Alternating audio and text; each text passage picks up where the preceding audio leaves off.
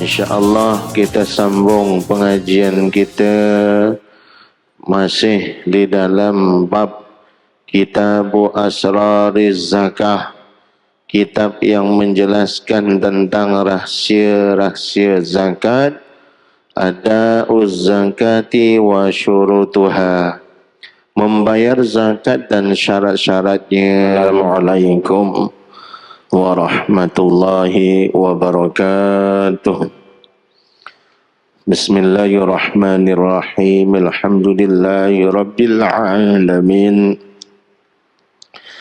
Wassalatu wassalamu ala asyrafil anbiya'i wal mursalin, sayyidina wa habibina wa syafi'ana wa qurrati a'yunina wa man tawassalna ila rabbina wa maulana Muhammadin sallallahu alaihi wasallam wa ala alihi wa ashabihi wa azwajihi wa dhurriyyatihi wa ahli baitihi ajma'in. Subhanaka la ilma lana illa ma 'allamtana innaka antal alimul hakim. Rabbi shrah li sadri wa yassir li amri wahlul 'uqdatam min lisani yafqahu qawli. Allahumma faqihna fid din wa 'allimna at-ta'wil. Wala hawla wala quwwata illa billahil aliyyil azim. Amma ba'd. Yang saya hormati, yang saya muliakan para alim ulama, para asatidzah, yang saya hormati, yang saya muliakan Tuan Nazir Masjid Al-Falah, tuan-tuan imam seluruh EJK pengurusan masjid, hadirin yang dimuliakan dan dirahmati oleh Allah Subhanahu wa ta'ala. Mudah-mudahan kita semua dalam lindungannya Allah Subhanahu wa ta'ala dari segala bentuk musibah dan juga wabak, dan mudah-mudahan kita semua dikurniakan oleh Allah dengan kesihatan dan kekuatan agar kita dapat melaksanakan semua kewajiban kita kepadanya dan menjauhi segala larangannya, dan mudah-mudahan kita semua dikurniakan oleh Allah dengan syafaat baginda Nabi Muhammad sallallahu alaihi wasallam, baik di dunia maupun di akhirat. Syukur alhamdulillah, pada petang hari ini kita dapat berkumpul kembali di dalam majlis ta'lim ini sebelum kita menunaikan ibadah fardu Jumaat. InsyaAllah kita sambung pengajian kita masih di dalam bab Kitabu Asrariz Zakah, kitab yang menjelaskan tentang rahsia-rahsia zakat, ada'uz zakati wa syurutuha, membayar zakat dan syarat-syaratnya. InsyaAllah sebelumnya mari kita sama-sama membaca surah Al-Fatihah. Mudah-mudahan pengajian kita pada petang hari ini kita semua mendapat manfaat dan berkah surah Al-Fatihah, dimudahkan segala urusan oleh Allah Subhanahu wa ta'ala.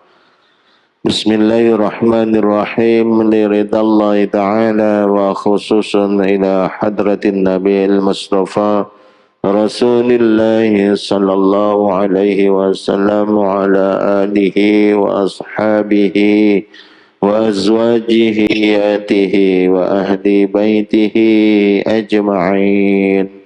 Wa khususan ila hadrati muallif hadzal kitab Asy-Syaikh Muhammad Jamaluddin ibni Muhammad ibni Sa'id Al-Qasimi, wa ila hadrati abaina wa ummahatina wa azwajina wa auladina wa ahdina wa masyayikhina wa masyayikhi masyayikhina wa muallimina wa muallimi muallimina wa tullabina ولجميع المسلمين والمسلمات والمؤمنين والمؤمنات الأحياء منهم والأموات شيء لله لهم. الفاتحة. أعوذ بالله من الشيطان الرجيم. بسم الله الرحمن الرحيم. الحمد لله رب العالمين الرحمن الرحيم مالك يوم الدين إياك نعبد وإياك نستعين اهدنا الصراط المستقيم صراط الذين أنعمت عليهم غير المغضوب عليهم ولا الضالين. رب اغفر لي ولوالدي وللمؤمنين آمين. بسم الله الرحمن الرحيم. قال المؤلف رحمه الله تعالى ونفعنا به وبعلومه وأمدنا بأسراره ونفحاته في الدين والدارين آمين يا رب العالمين. بسم الله الرحمن الرحيم. أداء الزكاة وشروطها. Jadi membayar zakat dan syarat-syaratnya. Kita sebagai seorang Islam yang beriman, salah satu daripada fondasi rukun Islam itu adalah membayar zakat. Zakat termasuk perkara yang diperintahkan untuk disegerakan. Ya, zakat suatu perkara yang dituntut untuk ditunaikan segera. Ya, jadi ada perintah untuk memerangi golongan yang melewat-lewatkan dalam pembayaran zakat. Ya, sampai begitu sekali. Ini menegaskan bahawa membayar zakat itu sangat dituntut di dalam agama Islam. Ketahuilah bahawa pembayar zakat wajib memperhatikan beberapa hal. Jadi sesiapa yang wajib untuk membayar zakat, dia wajib memerhatikan beberapa hal. Pertama, segera membayar zakat jika sudah melewati setahun. Jadi kalau kita mengikuti pandangan Imam Syafi'i, ada haul, setahun batasnya. Begitu juga ukuran dia, berapa nisabnya. Kena ikutlah. Kena tahu syarat-syaratnya.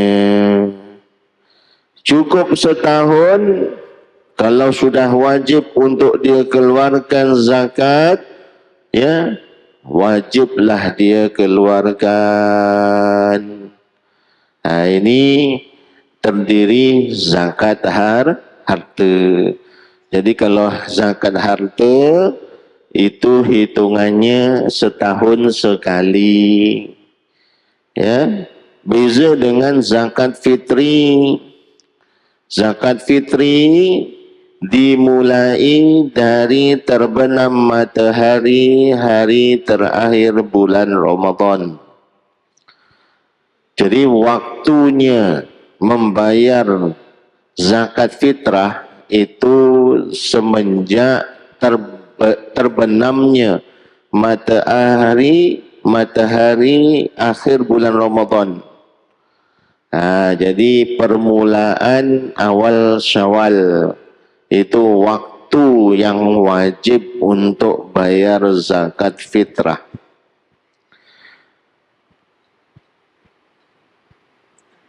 Waktu ta'jil, menyegerakan pembayaran zakat fitrah, boleh dilakukan seawal bulan Ramadan. boleh dipercepat. Ini kalau zakat fitrah, ya. Nah, tapi waktu wajibnya malam hari raya, itu waktu wajibnya. Orang yang menunda zakat harta padahal mungkin melaksanakannya, maka ia berdosa dan berkewajiban zakat tidak akan gugur walaupun hartanya sudah habis.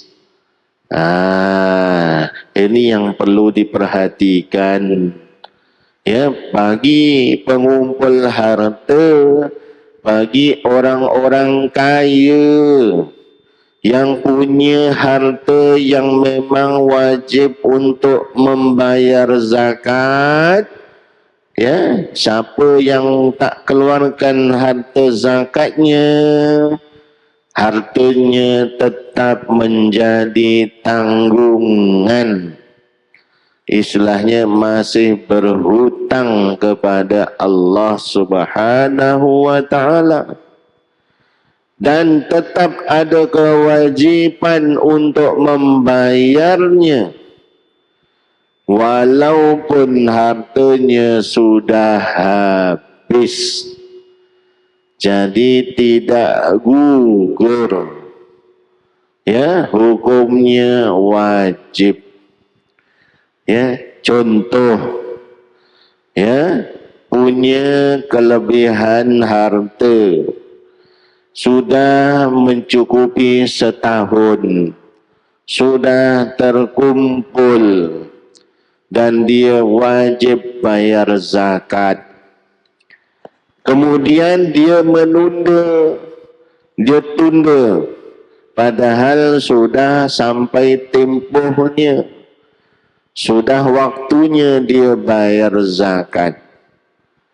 Ya, tapi dia tunda.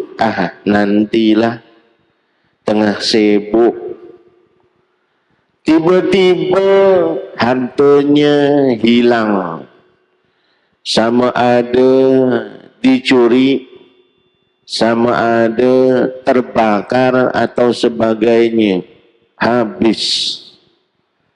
Bagaimana hukumnya? Dia berhutang kepada Allah Subhanahu wa ta'ala. Jadi dia tetap wajib untuk membayar zakat kalau nanti sudah punya uang kembali. Lah kenapa? Kerana dia menunda kewajiban dalam membayar zakat. Beza kalau misalnya, ya, belum masuk tempoh, belum waktunya bayar zakat, tiba-tiba hartanya habis, itu tak kenalah, tak wajib bayar zakat kerana belum jatuh tempoh. Kena faham. Kalau sudah jatuh tempo, ya, tapi kita tidak membayar, tetap kita punya hutang tanggungan zakat tadi sampai bila-bila, maksudnya wajib kita mengqadanya. Makanya, ya, termasuk perkara yang dituntut dalam Islam itu zakat. Ya, jadi tak boleh dibuat ringan-ringan. Ya, makanya Nabi suruh perangi orang yang tak nak keluarkan zakat ini, diperangi. Ya, diperangi bagaimana? Diboikot ekonominya. Ya, ekonominya diboikot, dihancurkan, ya, sampai begitu sekali. Jadi kalau ada orang yang tak nak bayar zakat itu boikot saja, ya ekonominya di boikot. Kalau dia buat bisnisnya kita jangan kita layan, kita jangan beli, biar dia bayar zakat.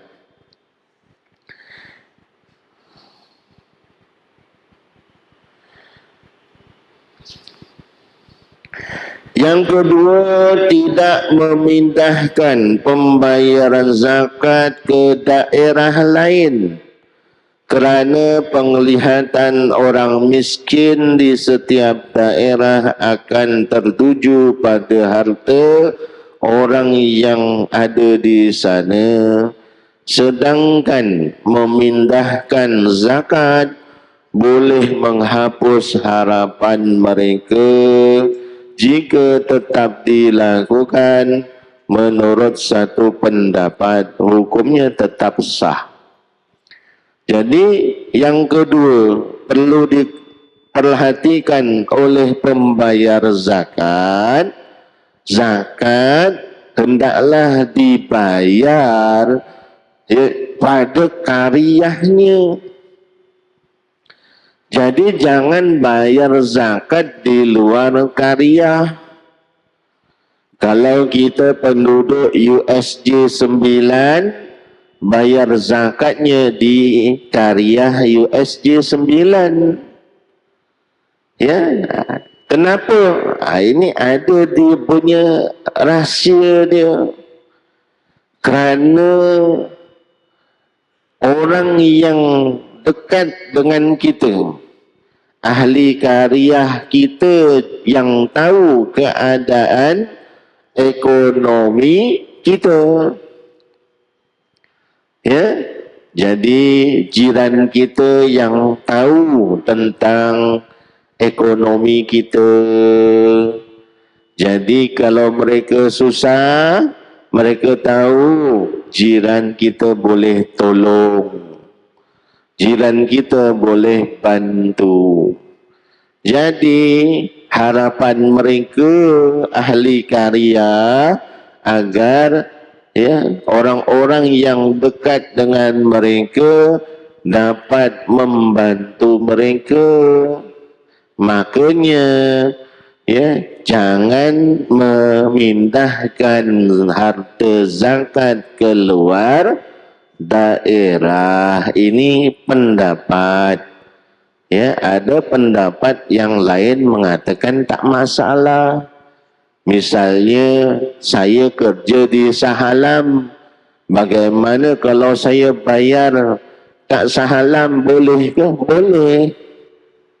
Tapi lebih afdal kalau kita bayar di tempat sendiri.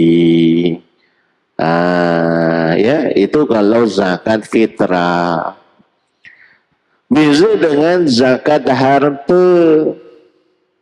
Zakat harta, kita bayar di mana harta kita diusahakan. Di mana harta kita diusahakan. Misalnya saya punya kebun atau penternakan di Banting. Jadi saya bayar zakat penternakannya di Banting, bukan di USJ. Kenapa? Kerana penduduk yang ada di Banting tahu usaha saya, tahu bisnes saya. Mereka tahu. Jadi mereka tahu bahawa saya ni punya penternakan. Jadi harapan mereka, orang-orang yang kaya tadi boleh bantu. Makanya usaha saya yang di Banting, saya lebih utama saya bayarnya di Banting. Ini kalau zakat harta. Beza dengan zakat fitrah tadi. Jadi tujuannya tadi kerana supaya tidak menghilangkan harapan orang-orang yang memerlukan bantuan sebab melihat kemampuan kita. Jadi kan mereka berharap orang-orang yang mampu tu dapat tolong. Ya, jadi orang-orang senang tu dapat tolong mereka. Makanya kalau boleh, ya begitu caranya. Lebih afdalnya tu begitu.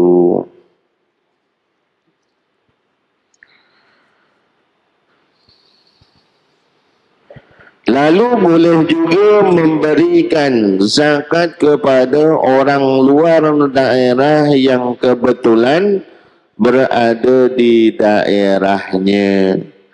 Begitu juga sekiranya ada orang-orang yang susah, ya, ataupun ada orang-orang yang memerlukan dari luar daerah, bukan ahli karya, tiba-tiba minta bantuan, minta tolong, boleh kita berikan bantuan zakat, boleh. Ya, jadi kalau kita belajar, ya, golongan-golongan yang wajib untuk menerima zakat, ada 8 golongan yang disebutkan di dalam Al-Quran. Jadi kena faham siapa saja orang-orang yang berhak untuk mendapatkan zakat. Yang ketiga, membahagikan zakat hartanya sesuai dengan jumlah golongan yang ada dari 8 golongan yang berhak menerima zakat. Jadi harta zakat kita hanya diserahkan, kita berikan kepada golongan yang 8 yang disebutkan di dalam Al-Quran. Berarti selain daripada itu, duit zakat tidak boleh digunakan. Ya, seperti untuk kegunaan membeli kapet misalnya, ya.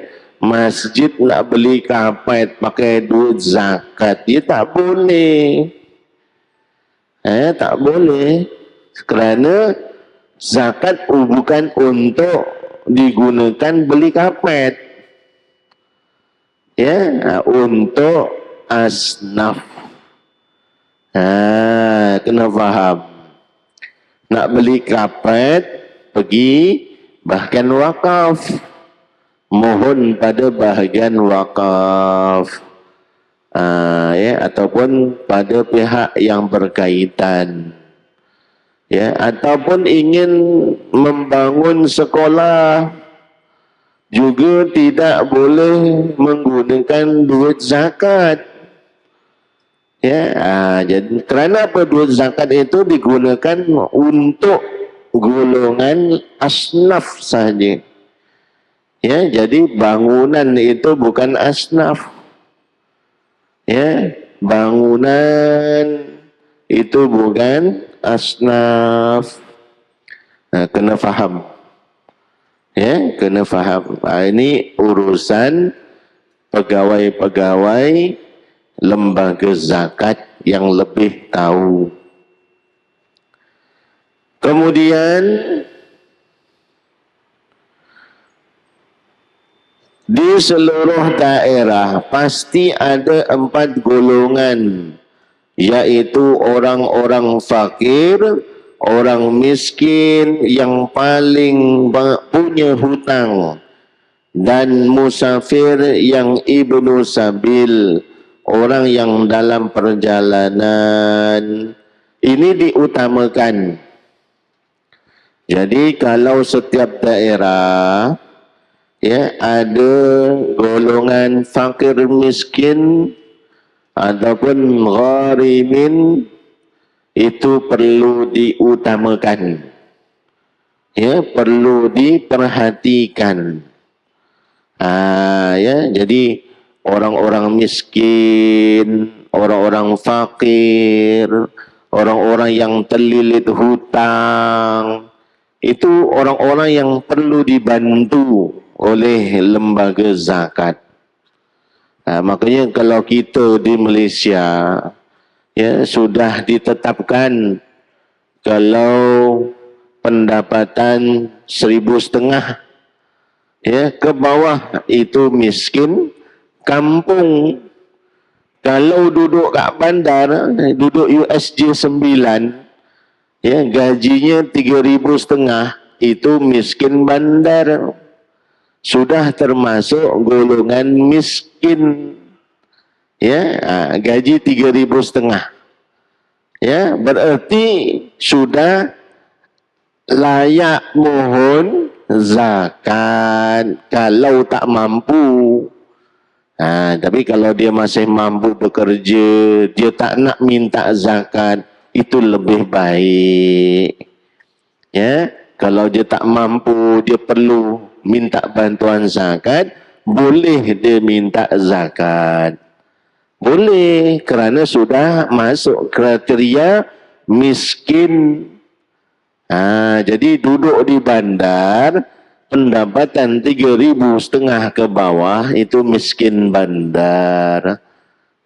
Ya, jadi kalau misalnya ya mohon ke lembaga zakat, ya mudah-mudahan dia dapat. Kalau tak dapat, ya kita ikhtiar cara lain. Ya, wa may yattaqillaha yaj'al lahu makhraja. Yang penting bertakwa kepada Allah. Allah akan berikan jalan keluar, wa yarzuquhu min haitsu la yahtasib, dan Allah akan kurniakan rezeki dari arah yang tidak disangka-sangka. Intinya takwa kepada Allah, insya-Allah rezekinya akan lancar. Ya, rezekinya akan lancar. Allah dah bagi solusi untuk kita, ya, supaya untuk merubah hidup susah biar hidup senang, itu begitu. Intinya, kuncinya takwa kepada Allah. Cukup. Siapa yang takwa kepada Allah, Allah akan berikan jalan keluar dari semua masalah dalam kehidupan. Malah Allah akan berikan rezeki dari arah yang tidak disangka-sangka. Ini kelebihan takwa kepada Allah Subhanahu wa ta'ala. Wallahu a'lam bissawab. Mudah-mudahan apa yang saya sampaikan sedikit perihal tentang zakat pada petang hari ini, kita semua mendapat sedikit manfaat daripada apa yang saya sampaikan. Mudah-mudahan kita termasuk orang-orang yang selalu diberi kesedaran, diberi peringatan oleh Allah Subhanahu wa ta'ala untuk melaksanakan perintah-perintah Allah Subhanahu wa ta'ala, termasuklah membayar zakat. Kerana zakat itu adalah fondasi salah satu rukun agama kita. Makanya yang punya kelebihan harta wajib perhatikan, jangan terlepas pandang. Kerana kita sebagai orang mukmin, ya, kita dipertanggungjawabkan atas segala urusan hidup kita di dunia. Wallahu alam. Kita tutup majlis kita dengan tasbih kafarah dan surah wal asr. Bismillahirrahmanirrahim. Subhanakallahumma wa bihamdika asyhadu an la ilaha illa anta astaghfiruka wa atubu. Bismillahirrahmanirrahim. Wal asr. Innal insana lafi khusr illa alladhina amanu wa 'amilus solihati wa tawasaw bil haqqi wa tawasaw bis sabr. Kurang lebih saya mohon maaf di atas segala kekurangan. Bagi yang belum niat iktikaf, marilah ya sama-sama niat iktikaf supaya hidup kita ketika berada di dalam masjid ini tidak sia-sia, penuh dengan amal ganjaran, insya-Allah. Bismillahirrahmanirrahim. Nawaitul i'tikafa fi hadzal masjid sunnatan lillahi ta'ala. Assalamualaikum warahmatullahi wabarakatuh.